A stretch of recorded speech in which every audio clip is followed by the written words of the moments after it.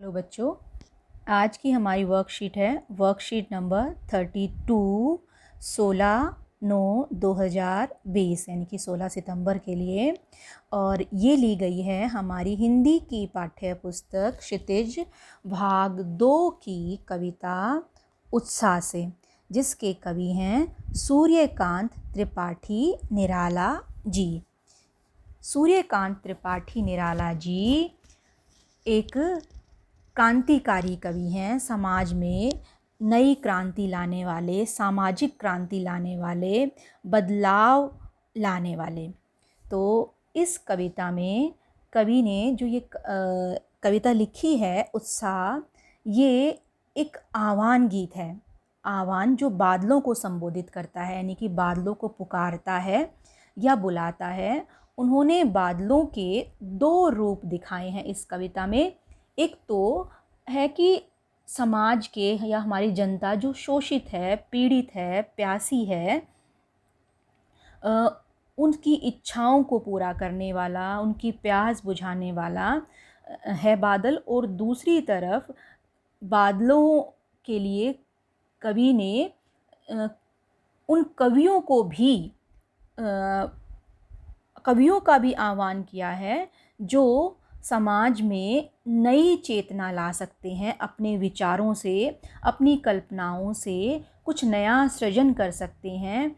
पीड़ित लोगों में विद्रोह के लिए, पीड़ित लोग जो हैं उनमें विद्रोह की भावना भरने के लिए एक क्रांति की चेतना उनके अंदर ला सकते हैं। तो हम पढ़ना शुरू करते हैं बेटा। सूर्यकांत त्रिपाठी निराला की कविता बादलों को संबोधित है। बादल निराला का प्रिय विषय है। कविता में बादल एक तरफ पीड़ित प्यासे जन की आकांक्षा को पूरा करने वाला है, तो दूसरी तरफ वही बादल नई कल्पना और नए अंकुर के लिए विप्लव और क्रांति चेतना की ओर भी संकेत करता है। कवि निराला जीवन को व्यापक और समग्र दृष्टि से देखते हैं। सामाजिक क्रांति या बदलाव में साहित्य की भूमिका बहुत महत्वपूर्ण होती है। इस कविता के माध्यम से इस बात को समझा जा सकता है। सामाजिक क्रांति में या बदलाव में साहित्य की भूमिका महत्वपूर्ण इसलिए होती है बेटा कि जो कवि, जो साहित्यकार, लेखक जो कुछ लिखते हैं उसका समाज पर बहुत ज़्यादा प्रभाव पड़ता है। कहते हैं ना कि कलम की धार तलवार की धार से भी ज़्यादा तेज होती है। आगे पढ़ते हैं बच्चों।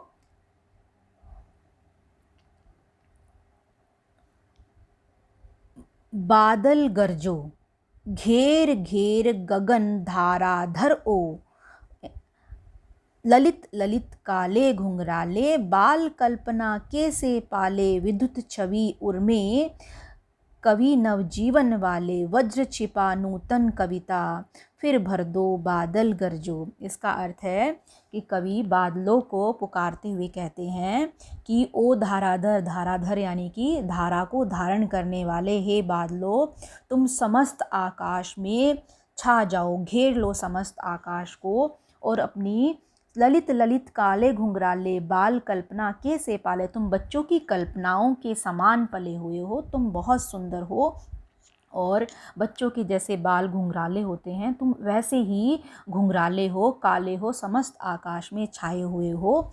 विद्युत छवि उर्मे, तुम्हारे हृदय में विद्युत की छवि है, मतलब कि बिजली के समान तेज है तुम्हारे हृदय के अंदर। कवि नवजीवन वाले, तुम उस कवि के समान हो जो समाज में नए जीवन का, नई चेतना का संचार करता है। वज्र छिपा नूतन कविता, तुम्हारे हृदय में एक बिजली के समान तेज है और अपनी नूतन कविता के माध्यम से फिर भर दो, तुम समाज में नई चेतना भर दो, नई क्रांति की भावना भर दो, शोषितों और पीड़ितों को विद्रोह के लिए, कुछ नया करने के लिए तैयार करो। आगे है, विकल विकल उन्मन थे उन्मन, विश्व के निधाद के सकल जन, के इस संसार के सभी जन गर्मी से व्याकुल हैं, उन्मने हैं, अनमने हैं, उदास हैं, पीड़ित हैं, यानी कि वो शोषित हैं, पीड़ित हैं, उनके ऊपर अनेक प्रकार के अत्याचार हो रहे हैं। आए अज्ञात दिशा से अनंत के घन, तो तुम अज्ञात दिशा से आए हो, यानी कि हम नहीं पता है तुम कहाँ से ये क्रांति की चेतना कौन सी दिशा से लेके आए हो। तुम अनंत घन हो, यानी कि तुम्हारा कोई भी अंत नहीं है, तुम चारों तरफ से ऐसे छाए हुए हो। तप्त धरा, जल से फिर शीतल कर दो। ये जो धरा है ये गर्मी से जली हुई है, तप्त है, तो तुम इस धरा को अपनी शीतलता से बरस कर, रिमझिम बरस कर, रिमझिम बारिश से इसको शीतल कर दो, हे बादल तुम गरजो।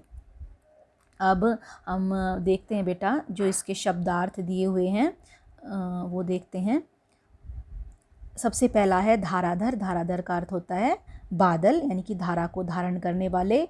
ललित अर्थात सुंदर। उर हृदय, यानी कि हमारा दिल। वज्र, वज्र होता है बिजली। वज्र के दो रूप हैं, एक हथियार के रूप में, यानी कि इंद्र का जो हथियार होता है, लेकिन दूसरा वज्र का अर्थ है बिजली। इस कविता में इसका अर्थ बिजली प्रयोग हुआ है।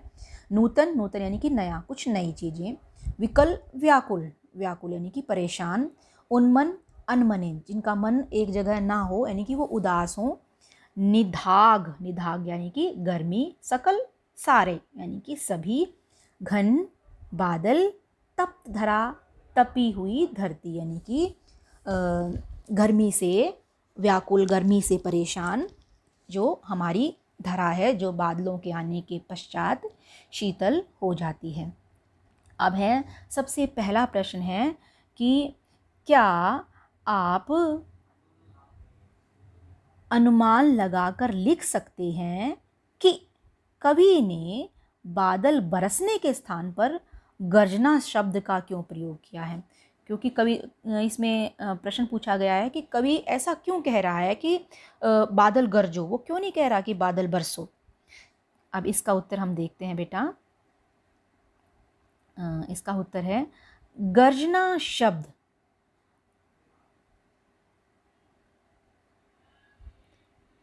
गर्जना शब्द क्रांति और बदलाव को दर्शाता है, यानी कि कुछ क्रांति हो, कुछ बदलाव आए, कुछ नई चेतनता आए समाज के अंदर।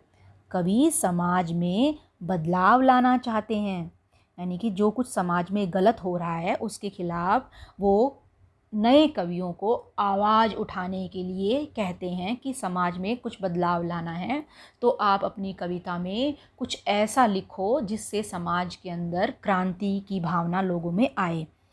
तो कवि समाज में बदलाव लाना चाहते हैं, इसलिए वे सोई हुई और बेसुध जनता में जोश, उत्साह और नई चेतना भरने के लिए बादलों को रिमझिम बरसने के स्थान पर गरजने के लिए कहते हैं। तो ये है बच्चों पहले प्रश्न का उत्तर।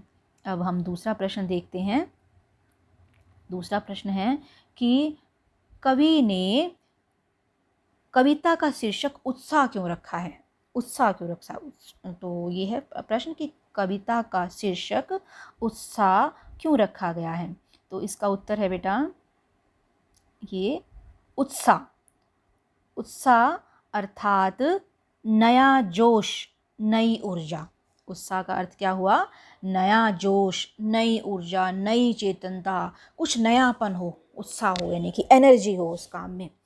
तो कवि उत्साह कविता के माध्यम से पीड़ित और शोषित समाज में बदलाव की नई उमंग भरना चाहते हैं, नई उमंग, नई क्रांति भरना चाहते हैं। तो वो कुछ नया करना चाहते हैं, और नया जब भी हम कुछ नया करते हैं तो उसके लिए हमारे अंदर एक उत्साह, जोश, नई ऊर्जा का होना ज़रूरी होता है। तो जिसके लिए उनके हृदय में उल्लास और बदलाव की चेतना भरने के लिए, चूँकि समाज के लोगों के अंदर, उनके हृदय में, उनके दिल में उल्लास और बदलाव की नई चेतना आए, तो ये भरने के लिए उन्होंने इस कविता का शीर्षक उत्साह रखा है।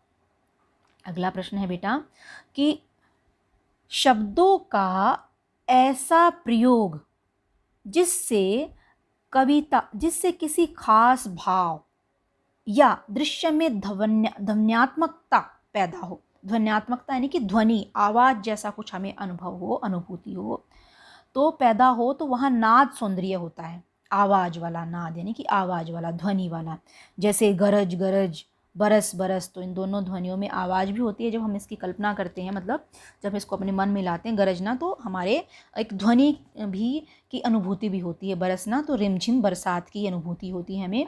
तो इस कविता में ऐसे कौन से शब्द हैं जिसमें नाद सौंदर्य मौजूद हो, यानी कि जब हम वो पढ़ते हैं तो हम एक कुछ खास भाव हमारे मन में आता है या कुछ खास ध्वनि पैदा होती है। तो ये है बेटा इसका उत्तर कि तीसरे प्रश्न का उत्तर, घेर घेर घोर गगन धारा धर ओ।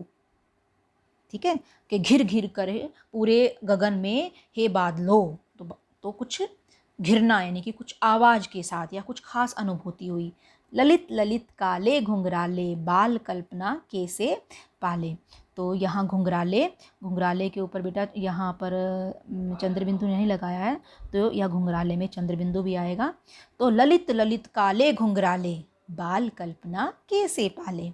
विद्युत छवि उर में, विद्युत यानी कि तेजी, बिजली की जैसी छवि हमारे उर में हो। विकल विकल उन्मन थे उन्मन। तो ये इस प्रश्न का उत्तर है बेटा कि ये इसमें नाद सौंदर्य आ रहा है इन पंक्तियों में। घेर घेर घोर गगन धारा धर ओ। दूसरा ललित ललित काले घुंघराले बाल कल्पना कैसे पाले। तीसरा विद्युत छवि उर में। और चौथा विकल विकल उन्मन थे उन्मन। अब अगला है हमारा चौथा प्रश्न, प्रश्न नंबर 4, गतिविधि। बादल के आने और बरसने पर, बादल के आने और बरसने पर प्रकृति में जो परिवर्तन दिखाई देते हैं उन्हें अपने अनुभव के आधार पर लिखिए। कि जब बादल छाते हैं तो प्रकृति के अंदर बादल आते हैं, यानी कि पहले तो आकर छा गए वो आकाश के ऊपर, फिर वो बरस रहे हैं, यानी कि रिमझिम बारिश हो रही है, या बारिश के बाद प्रकृति में जो परिवर्तन दिखाई देते हैं अपने आसपास, तो तुम्हें परिवर्तन दिखाई देते हैं, ये उनके बारे में लिखना है। तो इसका उत्तर मैंने यहाँ लिखा हुआ है बच्चों, ये देखेंगे कि बादलों के छाने पर, एक तो जब बादल आते हैं या आकाश में छा जाते हैं तो सूर्य को भी ढक लेते हैं, तो सूर्य की रोशनी लुप्त हो जाती है, यानी कि हम तक वो नहीं पहुंच पाती और हमारे आसपास जो है अंधकार का प्रभाव बढ़ जाता है, यानी कि थोड़ा थोड़ा अंधेरा सा अनुभव होने लगता है हमें। दूसरा है कि बरसात के बाद वातावरण में शीतलता बढ़ जाती है, यानी कि जब बारिश होती है तो जो धरती तप रही है हमारी, उसकी गर्मी कम हो जाती है और वातावरण में शीतलता बढ़ जाती है। और तीसरा है कि आकाश और हमारे आसपास का वातावरण साफ और धुला हुआ नज़र आता है, यानी कि सब कुछ ऐसा लगता है सब कुछ धो दिया गया हो एकदम, जैसे सारे पेड़ पौधे एकदम हरे भरे दिखाई देते हैं, या आसपास की जो भी बाहर वस्तुएं हैं वो भी सारी बरसात के पानी के कारण धुल जाती हैं, तो वातावरण में धूल मिट्टी भी कम हो जाती है, इसलिए वातावरण भी साफ दिखाई देता है। अगला है समस्त जड़ चेतन में नव जीवन का संचार हो जाता है, यानी कि जैसे सारे पेड़ पौधे हैं या पशु पक्षी हैं या मानव हैं, सब में ऐसा लगता है कि एक नया उत्साह आ गया है, एक नए जीवन का संचार हो गया है। तो बेटा ये हमारी वर्कशीट थी, वर्कशीट नंबर 32, और आशा करती हूँ आप लोगों को अच्छे से समझ में आ गई होगी। तो आप इसको अब अच्छे से समझकर इसको हल कर लीजिए। धन्यवाद।